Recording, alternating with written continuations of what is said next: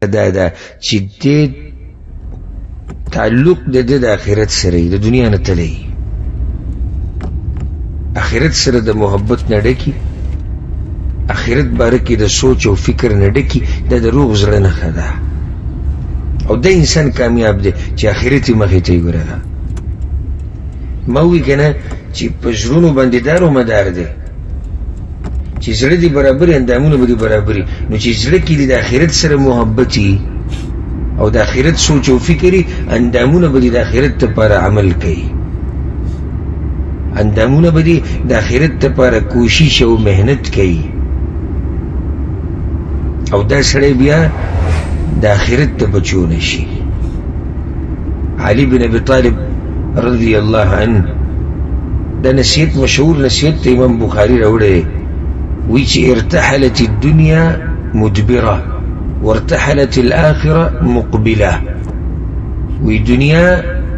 زمونږ روانه ده او آخرت را روان دی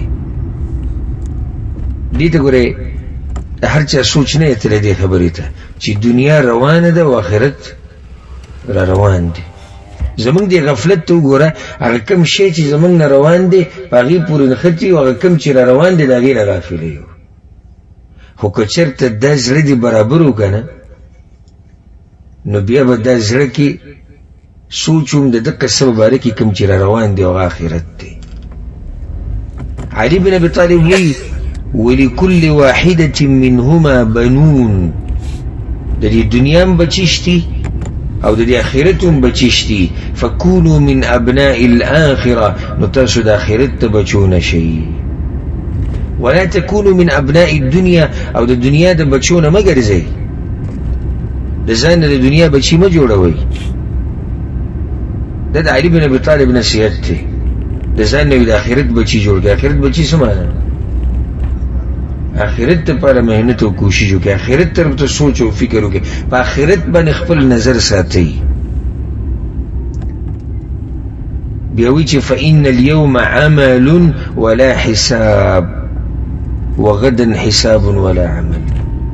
علي بن ابي طالب وی نن ګوره عمل دی او سبا حساب دی او سبا حساب دی او عمل به نشتی یعنی نن موقع ده د دې نه فایده واخله ځکه امام ابن القیم رحمه الله دا خبره کړې ده وی د ځان نه د آخرت بچی جوړ که د ځان نه د دنیا بچی مه جوړوه ولي فإن الولد يتبع الأم بچی پسې رواني په مور پسې رواني نو چې د دنیا بچی دې د ځان نه جوړ کړو ټول عمر له په دې دنیا پسې منډې وی او چې د آخرت بچی دې د ځان نه جوړ کړو نو بس بیا به دقه د آخرت دپاره منډې وی دقه سوچ او فکر هم او غم او هر څه به ستا دقه یې چې یاره د آخرت به څه کېږي آخرت به څه کېږي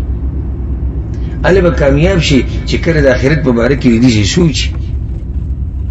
نو دویمه نښه شوه ده دویمه څه نښه ده دا هغه زړه دی چې دې کې سوچ او فکر یې د آخرت په باره کې دریمه نښه دا ده